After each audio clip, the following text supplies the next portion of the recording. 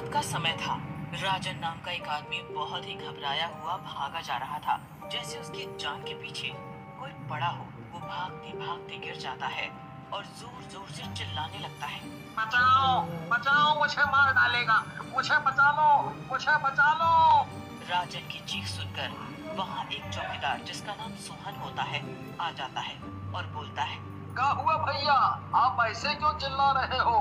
कोई आपके पीछे पड़ा है क्या? क्या हुआ बताओ तो सही। मेरी मेरी परछाई मुझे मार डालेगी, वो मेरे पीछे पड़ी है। देखो देखो, मेरी पीठ पर कई निशान भी हैं चोट के। मुझे बहुत दर्द हो रहा है, मुझे बचा लो। राजन की बात सुनकर सोहन हंसने लगता है और हंसते हंसते बोलता है, कैसी बहकी बहकी बातें कर रहे हो भैया आप? भला कोई परछाई किसी की जान ले सकती है क्या? अरे वो तो हमारा ही हिस्सा होती है। लगता है आपने कोई बुरा सपना देख लिया है और डर गए हो। नहीं नहीं, मैं सही कह रहा हूँ। ये देखो, मेरी पीठ पर निशान। ऐसा कहकर राजन सोहन के आगे अपनी पीठ कर देता है, लेकिन उसकी पीठ पर कोई निशान नहीं होता। ये देख सोहन बोलता है, भैया आपकी पीठ पर कोई निशान नहीं है। ऐसा करो, आप मेरे साथ चलो और वहाँ सो जाओ। सुबह आप अपने आप घर चले जाना। सोहन की बात सुनकर राजन सोहन के साथ चला जाता है। सोहन एक अपार्टमेंट के सामने जाकर खड़ा हो जाता है और राजन से बोलता है, भैया एक काम करो, आप कमरा नंबर 303 में चले जाओ। वो खाली है और सो जाओ। हम बाहर ही चौकीदारी कर रहे हैं। लेकिन लेकिन अगर वो परछाई फिर से आ गई तो? नहीं नहीं, तुम भी मेरे साथ चलो। मैं अकेले नहीं जाऊंगा। तुम डरो मत भैया, मैं बाहर ही बैठा हूँ दरवाजे पर। अगर कोई आएगा भी तो गेट से ही आएगा। मैं उसे गेट पर ही पकड़ लूंगा, मैं हूँ ना। सोहन के समझाने पर राजन उसकी बात मान जाता है और एक कमरे में चला जाता है और सो जाता है। थोड़ी देर बाद उसकी नींद खुलती है। उसके सामने एक परछाई खड़ी होती है जो उसी की होती है। मुझे जाने दो, मुझे जाने दो, मुझे जाने दो।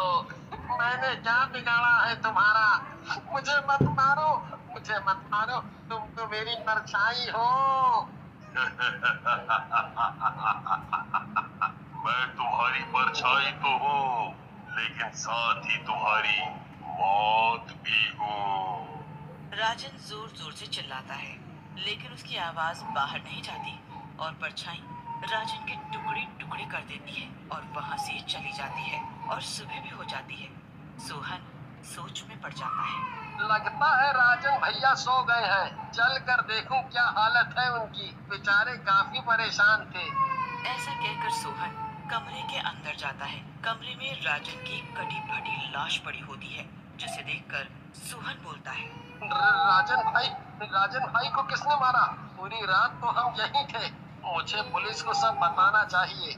ऐसा सोचकर सोहन पुलिस को बुला लेता है।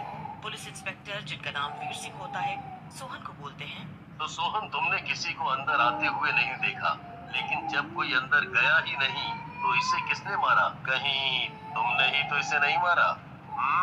साहब, हम क्यों मारेंगे, क्यों मारेंगे इन्हें? ये तो खुद ही बहुत घबराए हुए थे और किसी परछाई की बातें कर रहे थे। फिर सोहन पुलिस इंस्पेक्टर को पूरी बात बताता है, जिसे सुनकर वीर सिंह हंसने लगता है और बोलता है, तुम्हारी बात सुनकर तो मुझे बहुत जोर से हंसी आ रही है। क्या मजाक है ये?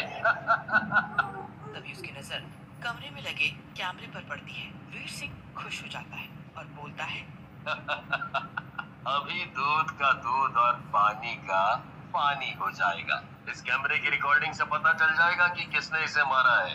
ऐसा कहकर वीर सिंह उस कैमरे की रिकॉर्डिंग मंगवा कर उसे चलाने लगता है, लेकिन कैमरे में राजन की कोई भी रिकॉर्डिंग नहीं होती। ये देख वीर सिंह हैरान रह जाता है। तभी सोहन डरते हुए कहता है, साहब, अब तो मुझे भी यकीन हो गया है, इन्हें उस परछाई ने ही मारा है। साहब, मुझे आप अपने साथ ही ले चलो ना। ना जाने मुझे क्यों डर लग रहा है। तुम तो वैसे भी तब तक थाने में रहोगे जब तक राजन के असली कातिल का पता नहीं चल जाता। तुम अब हमारे साथ ही चलो। फिर वीर सिंह और सोहन पुलिस की गाड़ी में बैठकर थाने के अंदर चले जाते हैं। वीर सिंह सोहन को लॉकअप के अंदर ले जाकर बंद कर देता है। साहब साहब साहब, मुझे अकेला मत छोड़िए। वो परछाई अब मेरा पीछा कर रही है। वो गाड़ी के पीछे पीछे आ रही थी। सोहन, मुझसे पागलों वाली बातें मत करो। मेरा मूड वैसे ही खराब है। चुपचाप बैठे रहो। ये पुलिस स्टेशन है। यहाँ बड़े बड़े भूत भाग जाते हैं, समझे? ऐसा कहकर वीर सिंह वहाँ से चला जाता है। रात होते ही सोहन सोने लग जाता है, लेकिन तभी आधी रात को उसकी नींद खुलती है। उसकी परछाई उसके सामने हंस रही थी। तुम तो मेरी परछाई हो। अल्लाह, मुझे क्यों मारना चाह रही हो? तूने मेरे शिकार को बचाना चाहा, इसीलिए अब तू मरेगा। ऐसा कहकर परछाई सोहन की तरफ बढ़ती है। सोहन जोर जोर से चिल्लाने लगता है, लेकिन सोहन की आवाज बाहर नहीं जाती है। तेरी आवाज बाहर नहीं जाएगी। इतना भी चिल्ला तू, आज तेरी मौत पक्की है। फिर वीर सिंह वहाँ से अपने घर चला जाता है और अपनी पत्नी सुजाता, जो कि एक वैज्ञानिक, सुजाता की बात सुनकर वीर सिंह हंसने लगता है और बोलता है, क्या कहा? चुड़ैल या आत्मा? तुम साइंटिस्ट होकर अंधविश्वास की बातें कर रही हो। मुझे तुम पर हंसी आ रही है। देखो, ये हंसने की बात नहीं है वीर। जैसे भगवान है इस दुनिया में, वैसे ही शैतान भी है, समझे? चलो, अभी मुझे ऑफिस जाना है कुछ काम से। ऐसा कहकर सुजाता वीर भी अपने कमरे में बैठकर टीवी देखने लगता है। तभी उसे लगता है जैसे कोई उसे घूर रहा है। वीर सिंह पीछे घूमता है, लेकिन उसे कोई नहीं दिखता। मुझे ऐसा क्यों लग रहा है कोई मुझे घूर रहा है? हो सकता है ये मेरा वहम हो। ऐसा कहकर वीर सिंह फिर से टीवी देखने लगता है, लेकिन तभी उसे फिर से वैसा ही महसूस होता है। वीर सिंह थोड़ा घबरा जाता है, लेकिन संभलते हुए बोलता है, कौन है? सामने आओ। कौन घूर रहा है मुझे? वीर सिंह की बात सुनकर एक काली परछाई बाहर आती है। परछाई को देखकर वीर सिंह हैरान रह जाता है और बोलता है, अरे, ये तो मेरी परछाई है, लेकिन ये मुझसे अलग क्यों है? वीर सिंह की बात सुनकर परछाई हंसने लगती है और बोलती है, सही पहचाना तूने वीर सिंह। मैं तेरी ही परछाई हूँ, लेकिन अब मैं तेरे साथ नहीं चलूंगी, बल्कि तेरी मौत बनूंगी। परछाई की बात सुनकर वीर सिंह भी डर जाता है और बोलता है, क्या बोल रही हो तुम? मेरी मौत? मैंने क्या बिगाड़ा है तुम्हारा?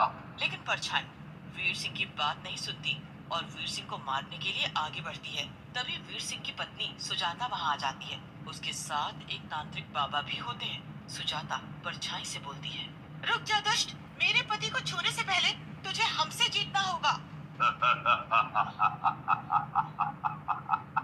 मैं तो परछाई हूँ। आज तेरी बारी, कल किसी और की। अगर तू पहले मरना चाहती है तो ऐसा ही सही। लेकिन तभी तांत्रिक बाबा अपने हाथ से हनुमान जी की मूर्ति निकालते हैं। मूर्ति से बहुत तेज रोशनी निकलती है। परछाई जलने लगती है और एक चुड़ैल सामने आ जाती है। ये हनुमान जी की मूर्ति हटाओ, मैं जल जाऊंगी। मुझे छोड़ दो, मुझे जाने दो। लेकिन थोड़ी देर में चुड़ैल पूरी तरह जल जाती है। तांत्रिक बाबा हंसने लगते हैं और बोलते हैं,